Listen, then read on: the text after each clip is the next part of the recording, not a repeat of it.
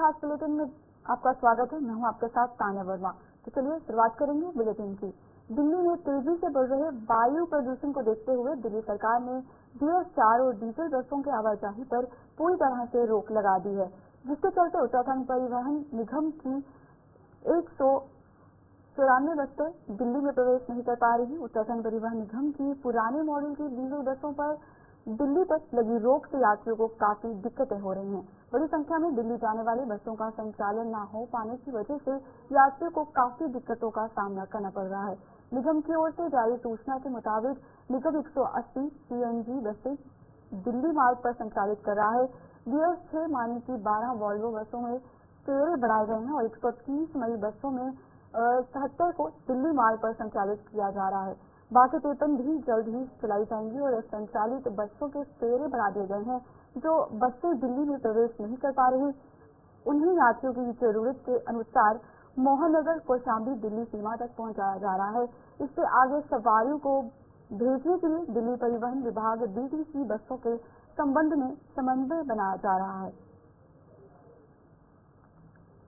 चलिए आपको ग्राफिक्स के जरिए समझाएंगे उत्तराखंड परिवहन निगम ने क्या कदम उठाए हैं।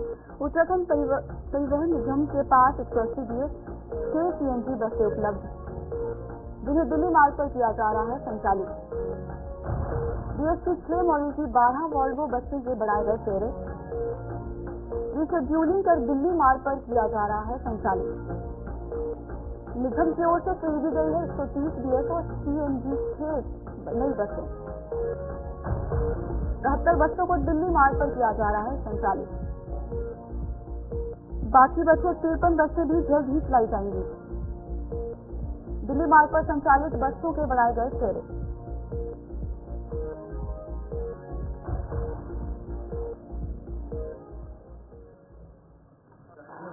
आयोग है उसका प्रदूषण उसमें आयोग ने वहाँ पर रोक लगा रखी है और उस रोक लगा रखी है। वहाँ पर BS3 और BS4 की गाड़ी प्रतिबंधित है और वहाँ पर केवल श्रेणी और प्रदूषण मुक्त गाड़ी ही जा रही है। वहाँ पर प्रदूषण मुक्त गाड़ियाँ ही जा रही है वहाँ पर। और हमारी छब्बीस गाड़ियाँ थी, जिसमें से BS3 और BS4 की गाड़ी ज़्यादा होने की वजह से हमारे वहाँ 6 गाड़ियाँ 10 गाड़ियाँ हैं और हम 10 गाड़ी को ही भेज रहे हैं इसमें। और 2 गाड़ी हमारी नई गाड़ी आई है उनको भेज रहे हैं, बस गाड़ियाँ भेज रहे हैं इसमें वहाँ से वो जो प्रदूषण मुक्त है। वहाँ पर गाड़ियाँ आ रही है, धीरे धीरे गाड़ियाँ आ रही है और देहरादून तक कुछ गाड़ियाँ पहुँच चुकी है। संभवतः इस महीने के लास्ट तक गाड़ियाँ हमको 16 गाड़ियाँ मिली थी, जिसमें 3 गाड़ियाँ मिल चुकी हैं और 13 गाड़ियाँ और मिलेंगी और संभवतः इस महीने के लास्ट तक मिलने की संभावना है। अब बाकी तो मतलब उसी स्तर के अधिकारी जाने। तो एक ही बस लगी हुई है, बल्कि यहाँ पे 2 होनी चाहिए थी।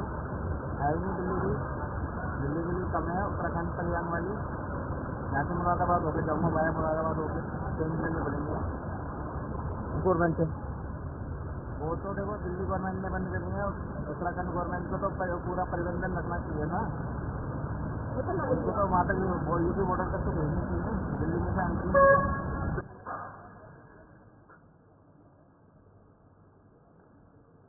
चलिए हमारे साथ हमारे संवाददाता धनराज गर्ग जुड़ चुके हैं। धनराज, बसों पर रोक लगने से किस तरह की स्थिति बनी हुई है? क्या दिल्ली जाने वाले यात्रियों को परेशानियों का सामना करना पड़ रहा है? बताइएगा। तरीके से दिल्ली के अंदर प्रदूषण लगातार बढ़ता हुआ नजर आ रहा है, जिसको देखते हुए कहने से जो BS4 गाड़ियां हैं उनको पर प्रतिबंध लगा दिया गया है। और इसी तरीके से देखिएगा कि उत्तराखंड की जो 197 के लगभग जो बसें हैं तो वो BS4 हैं, उनको दिल्ली के अंदर नहीं जाने दिया जाएगा, उस पर प्रतिबंध लगाया गया है, जिसके कारण कहते हैं आम जनमानस को काफी दिक्कतों का सामना करना पड़ रहा है। जो लोग जाते हैं या फिर दिल्ली से देहरादून आते हैं उनको कहीं ना कहीं दिक्कतों का सामना करना पड़ रहा है। स्थिति की बात करें तो ICT राजधानी देहरादून में भी कहीं ना कहीं जो सवारियों का जमावड़ा है वो देखने को मिल रहा है, भीड़ देखने को मिल रही है, क्योंकि बसें नहीं मिल पा रही है। 147 बसें हैं, उनके बंद होने से कहीं ना कहीं लोगों को काफी परेशानियों का सामना करना पड़ रहा है। लेकिन वही यदि परिवहन अधिकारी माने तो उनका कहना है कि जल्द ही कहीं ना कहीं उत्तराखंड परिवहन के अंदर जो Euro 6 की जो गाड़ियां हैं वो सम्मिलित होंगी और उसके साथ ही CNG की गाड़ियां सम्मिलित होंगी, जिसके बाद कहीं ना कहीं इन परेशानियों को दूर किया जा सकता है। ठीक है धनराज, बताइएगा सरकार कब तक इस समस्या का समाधान करेगी? जी बिल्कुल, देखिए यदि सरकार की बात करें तो सरकार ने इसके लिए टेंडर जारी कर दिया है और जल्द ही माना जा रहा है कि जल्दी जो नई बसें हैं वो उत्तराखंड के बेड़े में शामिल होंगी और जो दिक्कतें अभी यात्रियों को उठानी पड़ रही है उन दिक्कतों से उनको कहीं न कहीं निजात जरूर मिल पाएगी। लेकिन उससे पहले देखिएगा कि जिस तरीके से BS-4 की जो गाड़ियां हैं उन पर प्रतिबंध लगाया गया है, उसके बाद कहीं न कहीं CNG गाड़ियां लाना और BS-6 गाड़ियां लाना कहीं न कहीं उत्तराखंड सरकार की जिम्मेदारी भी है और सरकार उस जिम्मेदारी को बेखूबी निभाएगी भी, क्योंकि मुख्यमंत्री पुष्कर ने खुद कह चुके हैं कि जल्दी इस तरह की जो नई गाड़ियां हैं चाहे वो CNG की हो या BS-4 की हो उनको लाया जाएगा और जिससे कहीं न कहीं जो मुश्किलों का सामना यात्रियों को करना पड़ रहा है वो दूर किया जाएगा। ठीक है धनराज, बताइएगा उत्तर प्रदेश से उत्तराखंड से पूरी कितनी बसेस जो हैं वो दिल्ली को रवाना होती हैं, टोटल कितनी रवाना होती हैं? बिल्कुल, देखिए आपको बता दूं कि यदि हम पूरे उत्तराखंड की बात करें तो पूरे उत्तराखंड से प्रतिदिन की जो 100 से भी अधिक जो गाड़ियां हैं वो दिल्ली को जाती है और इस तरीके से 197 बसों पर एकदम से प्रतिबंध लगना कहीं न कहीं अपने आप में बड़ी बात है और जिससे कहीं न कहीं परेशानियों का सामना जरूर होता है, क्योंकि उत्तराखंड सरकार के पास अभी Euro 6 कुछ ही गाड़ियां हैं और उसके साथ ही CNG की भी कुछ ही गाड़ियां हैं, लेकिन वो गाड़ियां कहीं न कहीं इन यात्रियों की पूर्ति नहीं कर पाती है, क्योंकि जो 100 से भी अधिक जो बसें हैं वो उत्तराखंड से दिल्ली के लिए रवाना होती हैं और प्रतिदिन दिल्ली और उत्तराखंड आती हैं। तो इससे कहीं न कहीं यात्रियों को परेशानी होना लाजमी है, क्योंकि जब इतनी बड़ी मात्रा में बसों पर प्रतिबंध लगता है तो कहीं न कहीं यात्रियों को काफी दिक्कतों का सामना करना पड़ता है। हालांकि जो यात्री कुछ ट्रेन का सहारा ले रहे हैं तो कुछ अन्य विकल्प कहीं न कहीं चुनते हुए नजर आ रहे हैं। ठीक है, तो वायु प्रदूषण को देखते हुए और क्या तैयारियां जो है वो की गई हैं? बिल्कुल, देखिए आपको बता दें कि जिस तरीके से दिल्ली के अंदर प्रदूषण कहीं न कहीं अपने चरम पर है और खतरे के निशान से भी ऊपर चल रहा है, लेकिन उत्तराखंड की बात करें तो उत्तराखंड के अंदर भी कहीं न कहीं प्रदूषण को देखते हुए कहीं न कहीं खतरे के निशान पर पहुंचने की बात कही गई है, लेकिन उसके लिए तमाम जो व्यवस्थाएं हैं, क्योंकि उत्तराखंड सरकार ने पहले ही जो पराली जलाने का काम है वो बंद कर दिया है, यानी कोई भी पराली नहीं जलाएगा, क्योंकि उससे कहीं न कहीं धुआं उठता है और वो प्रदूषण हवा को दूषित करता है। और इसी तरीके से देखिएगा कि कहीं न कहीं इस पर रोक सरकार ने लगाई है और इसके साथ ही जो पुरानी गाड़ियां हैं उनको भी बाहर करने का फैसला सरकार ने लिया है। जल्दी उन पर भी कोई न कोई निर्णय जरूर सरकार लेगी। ठीक है, तमाम जानकारी के लिए धन्यवाद धनराज। बने रहिए हमारे साथ अगली खबर के लिए। तो धनराज, हमें यहाँ अपडेट कर रही थी कि वायु प्रदूषण को लेकर काफी तैयारियां कर दी गई हैं, कुछ बसेस को भी यहाँ बंद कर दिया गया है और यात्रियों को काफी दिक्कतों का सामना करना पड़ रहा है। तो चलिए अब हम बढ़ेंगे अगली खबर की ओर। केदारनाथ विधानसभा सीट पर सुबह 8 बजे से मतदान शुरू हुआ, जो कि शाम 6 बजे तक जारी रहेगा। सुबह 9 बजे तक 4.30% मतदान हुआ, जबकि 11 बजे तक 17.6% मतदान हुआ। मतदाता पोलिंग बूथों पर पहुंच रहे हैं और बुजुर्ग मतदाताओं को भी पोलिंग बूथों पर छात्रों द्वारा पहुंचाया जा रहा है और मतदाताओं में उत्साह भी नजर आ रहा है। कांग्रेस प्रत्याशी मनोज रावत और भाजपा प्रत्याशी आशा नोटियाल ने अपना वोट डाल दिया है और 90,875 मतदाता भाजपा, कांग्रेस सहित 6 प्रत्याशियों के राजनीतिक जीवन का फैसला करेंगे। इसमें 44,919 पुरुष और 45,956 महिला मतदाता अपने विधायक का चुनाव करेंगे और मतदान के लिए 173 पोलिंग बूथ बनाए गए हैं। सभी पोलिंग पार्टियां अपने गंतव्यों पर भी पहुंच गए हैं। तो आपको ग्राफिक्स के जरिए समझाएंगे कि केदारनाथ सीट का पूरा इतिहास। 1951 के पहले आम चुनाव के लिए सीट 6 चमोली पश्चिम तह पौड़ी उत्तर थी। प्रजा सोशलिस्ट पार्टी के गंगाधर मैठानी पहले विधायक बने थे। 1957 में नया सीमांकन होने के बाद सीट केदारनाथ बनी। कांग्रेस के नरेंद्र सिंह भंडारी ने चुनाव जीता। 1962 में गंगाधर मैठानी प्रजा सोशलिस्ट पार्टी से विधायक बने। 1967 में सीट का नाम 8 बजे के धार हो गया था। गंगाधर मैठानी ने कांग्रेस में आकर चुनाव जीता। 1969 के चुनाव में नरेंद्र सिंह भंडारी ने निर्दलीय चुनाव जीता। 1973 में कांग्रेस के नरेंद्र सिंह भंडारी फिर से चुनाव जीते। 1977 जनता पार्टी के प्रताप सिंह पुष्पान विधायक बने। 1980 में कुंवर सिंह नेगी निर्दलीय विधायक बने। 1985 में सीट 7 डिग्री के आधार बन गई और आपको बता दें कि 1999 में कुंवर सिंह नेगी कांग्रेस के टिकट पर दोबारा विधायक बने। 1991, 1993 और 1996 में 3 बार भाजपा के सिद्धार्थ सिंह पूर्णिया रहे विधायक। 2002, 2007 में केदारनाथ सीट से भाजपा की आशा नोटियाल रही विधायक। 2012 में कांग्रेस की शीला रानी बनी विधायक। 2017 में कांग्रेस से मनोज रावत चुने गए थे विधायक। तो चलिए हमारे साथ हमारे संवाददाता धनराज गर्ग जुड़ चुके हैं। धनराज, मतदान को लेकर अपडेट कीजिएगा। जी उपचुनाव है केदारनाथ का, वो आज सुबह था और अभी तक यदि बात करूं 12 बजे तक की, तो क्योंकि 12 बजे तक के आंकड़े अभी तक सामने आए हैं जिसमें 34% मतदान हो चुका है। और वही देखिएगा कि लगातार कहीं न कहीं देखा जा रहा है कि आमने सामने की जो टक्कर मानी जा रही है वो बीजेपी और कांग्रेस के बीच मानी जा रही है, क्योंकि जो बीजेपी के पूर्व प्रत्याशी हैं आशा नोटियाल, वो पूर्व विधायक रह चुकी हैं, और वहीं देखे जाए तो कांग्रेस के भी जो पूर्व विधायक रह चुके हैं मनोज रावत, तो कहना कि दोनों के ही बीच एक बड़ी टक्कर मानी जा रही है और दोनों ही आमने सामने इसकी टक्कर देखने को मिल रही है। और वहीं अब देखने वाली बात होगी कि जब 23 तारीख को जो ईवीएम मशीन है वो खुलेगी तो किसका पलड़ा भारी रहता है, क्योंकि जनता जनार्दन है, जनता कई मुद्दों को लेकर कहीं न कहीं यहाँ पर वोट करती हुई नजर आ रही है, क्योंकि विकास के मुद्दों को देखा जाए या फिर केदारनाथ में आप देख रहे होंगे कि लगातार विपक्ष जो है सोना चोरी का आरोप भी बीजेपी पर लगाता रहा है, उस मुद्दे को लेकर भी कहीं न कहीं चुनाव देखा जा रहा है। लेकिन अभी देखने वाली बात होगी कि जो जनता है वो किसको अपना विधायक चुनती है। ठीक है धन्यवाद। तो बताइएगा कि वोटिंग को लेकर लोगों में कितना उत्साह देखने को मिल रहा है? जी बिल्कुल, देखिए मतदान को लेकर यदि उत्साह की बात करें तो सुबह से ही कहीं न कहीं जो बूथ है 173 बूथ केदारनाथ में बनाए गए हैं और 173 बूथ पर यानी कि 90,875 जो वोटर हैं वो आज किस्मत का जो कहा जाए कि विधायक चुनते हुए नजर आएंगे। और जो उत्साह की यदि हम बात करें तो कहीं न कहीं उत्साह लगातार लोगों में देखने को मिल रहा है, क्योंकि सुबह 8 बजे से ही लंबी लंबी कतारें बूथों पर लगी हुई है और अपने मत का इंतजार कर रहे हैं कि वो कब मत डालेंगे।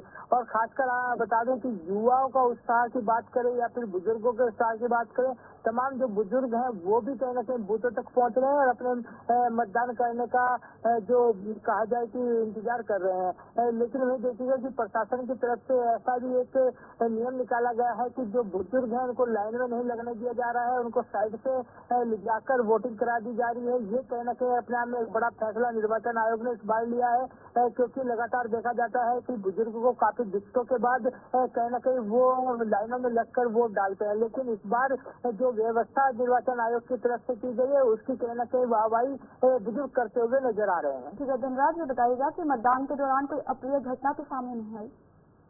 जी बिल्कुल, देखिए यदि अभी तक देखा जाए तो अभी तक बिल्कुल शांतिपूर्ण जो मतदान है वो चल रहा है, क्योंकि पुलिस प्रशासन ने सुरक्षा की दृष्टि से पहले से ही पूरी तैयारियां की गई थी और तमाम पुलिस प्रशासन हो या निर्वाचन आयोग और तमाम जो टीमें हैं वो बूथों के आसपास है। लेकिन अभी तक देखा जाए तो कहीं से भी इस तरह की अप्रिय घटना निकल कर सामने नहीं आई है कि कहीं पर झगड़ा हुआ हो या कुछ ऐसी बात निकल कर सामने आई हो। लेकिन ये जरूर है कि कहीं एक दो जगह पर कहीं न कहीं मशीनों में कमी जरूर देखने को मिली है, लेकिन उनको भी दुरुस्त कर लिया गया है। ठीक है, तमाम जानकारी के लिए धन्यवाद धनराज हमें अपडेट कर रहे थे। आपको बता दें उत्तराखंड में 173 पोलिंग बूथों पर मतदान हो रहा है और लोगों में काफी उत्साह देखने को मिल रहा है। तो चलिए अब हम आगे बढ़ेंगे। केदारनाथ विधानसभा में हो रहे चुनाव को लेकर जहां वोटिंग शुरू हो चुकी है, तो वहीं भाजपा उम्मीदवार आशा नोटियाल ने अपने मतदान का प्रयोग करने से पहले उखीमठ स्थित ओंकारेश्वर मंदिर में माथा टेकर पूजा अर्चना की और जीत की मनोकामना की। आशा नोटियाल का कहना है कि वे पूरे तरीके से आश्वस्त हैं कि केदारनाथ की जनता उनको अपना आशीर्वाद देने जा रही है। साथ ही उन्होंने सभी मतदाताओं से अपने मत का प्रयोग करने की भी अपील की है। देखिए, मैं जीत को लेकर तो पूरी आश्वस्त हूँ और अभी ओंकारेश्वर मंदिर बाबा केदारनाथ के शीतकालीन गद्दी स्थल से आप सभी केदारनाथ विधानसभा के मतदाताओं से मेरी अपील यही है कि मतदान करें और भारतीय जनता पार्टी के पक्ष में करें ताकि हमारा सनातन आगे बढ़ता रहे। केदारनाथ विधानसभा उप निर्वाचन में मतदान की प्रक्रिया शांतिपूर्ण ढंग से चल रही है। सुव्यवस्थित एवं शांतिपूर्ण मतदान संबंधित व्यवस्थाओं का जिला निर्वाचन अधिकारी सौरभ गहरवाल ने विकास खंड अगस्त्य मुनि के राजकीय प्राथमिक विद्यालय चमेली एवं राजकीय बालिका इंटर कॉलेज अगस्त्य मुनि महिला पिंक बूथ का निरीक्षण किया। इस अवसर पर जिला निर्वाचन अधिकारी ने कहा कि उप निर्वाचन के महापर्व को लेकर सभी मतदाताओं से अपने मताधिकार का प्रयोग करने की अपील की गई है। उन्होंने बताया कि विधानसभा के अंतर्गत 4 ऐसे मतदान बूथ तैयार किए गए हैं जिनमें दिव्यांग महिला बूथ, युवा व यूनिक बूथ शामिल है। साथ ही कुछ ऐसे मतदान बूथ हैं जो दूरस्थ स्थान पर हैं और उन्हें भी विकसित किया गया है ताकि लोगों को उनका मताधिकार का अनिवार्य रूप से उपयोग करने के लिए जागरूक किया जा सके। इसके अलावा जिला निर्वाचन अधिकारी ने अगस्त्य मुनि हॉल में स्थापित वेबकास्टिंग के माध्यम से पोलिंग बूथ का भी जायजा लिया। और अभी मैं चमेली हमारा विधानसभा क्षेत्र में ही है, उसको मैं निरीक्षण किया था, तो सभी जगहों पे शांतिपूर्ण मतदान प्रारंभ हो गया। सर की बेसिकली जो माननीय आयोग का जो इसमें डायरेक्शन था कि हम कुछ ऐसे बूथ को भी हम विकसित करें जो कि इस महापर्व को, जिसमें हम सभी मतदाताओं से हम आग्रह भी करते हैं सभी लोग आए अपने महापर्व में अपने मतों का प्रयोग करें। तो उस संबंध में हमने 4 ऐसे बूथ भी बनाए हैं जिसमें हमारे all women manage polling booth है, जिसमें सारी महिलाएं मतदान अधिकारी हैं। उसी तरह से हमारे PWD बूथ हैं जिसमें हमारे सभी जो स्पेशली एबल्ड हैं वो लोग उसमें मतदान कार्मिक हैं। और उसके साथ हमारे यूथ मैनेज बूथ है, कुछ यूनिक बूथ हैं जो हमारे ऐसे बूथ हैं जो बहुत दूर हैं, मनसुना जैसे बूथ है, उसको भी हमने विकसित किया है जिससे कि लोगों को इसके बारे में हम और जागरूकता बनाएं। राज्य के खेल मंत्री रेखा आर्य ने देहरादून में आयोजित जनपद स्तरीय खेल महाकुंभ में बतौर मुख्य अतिथि प्रतिभाग करा और प्रतियोगिता में हिस्सा ले रहे खिलाड़ियों का उत्साह बढ़ाया। महाराणा प्रताप स्पोर्ट्स कॉलेज में आयोजित इस खेल महाकुंभ में विभिन्न खेल प्रतियोगिताओं के अंतर्गत 1100 के करीब बालिकाएं प्रतिभाग कर रही हैं। कार्यक्रम में अपने शुभारंभ संबोधन में मंत्री रेखा आर्य ने कहा कि आज हमारी सरकार मुख्यमंत्री पुष्कर सिंह धामी जी के नेतृत्व में प्रदेश के हर खिलाड़ी को आगे बढ़ाने की अपनी प्रतिबद्धता को निभा रही है और खिलाड़ियों को वर्ल्ड क्लास सुविधाएं उपलब्ध करवा रही है। उन्होंने कहा कि खिलाड़ियों के लिए नए और विकसित मैदान बनाए जा रहे हैं, उनकी ट्रेनिंग के बेहतर अवसर उपलब्ध करवाए जा रहे हैं और सरकारी नौकरियों में भी खिलाड़ियों को प्राथमिकता दी जा रही है। उन्होंने खिलाड़ियों के हित में एक बड़ी घोषणा करते हुए कहा कि अब से खेल महाकुंभ के अंतर्गत राज्य स्तर पर उत्कृष्ट प्रदर्शन करने वाले बच्चों को भी खिलाड़ियों को मिलने वाले 4% आरक्षण से जोड़ा जाएगा।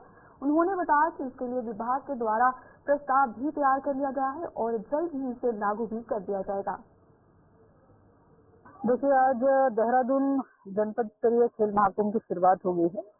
2 दिवसीय खेल महाकुंभ रहेगा और निश्चित रूप से आज इस खेल महाकुंभ में जिस प्रकार से बालिकाओं का प्रतिभाग और जिस प्रकार से एथलेटिक गेम्स यहाँ पर हुए हैं वो साफ बताता है कि लड़कियां पूरी तरीके से ऊर्जा से भरी है और खेल के प्रति एक अद्भुत उनके अंदर रुचि है और खेल को लेकर उनकी गंभीरता उसको करियर बनाने के दृष्टिकोण से भी उनके वार्तालाप से झलकता है।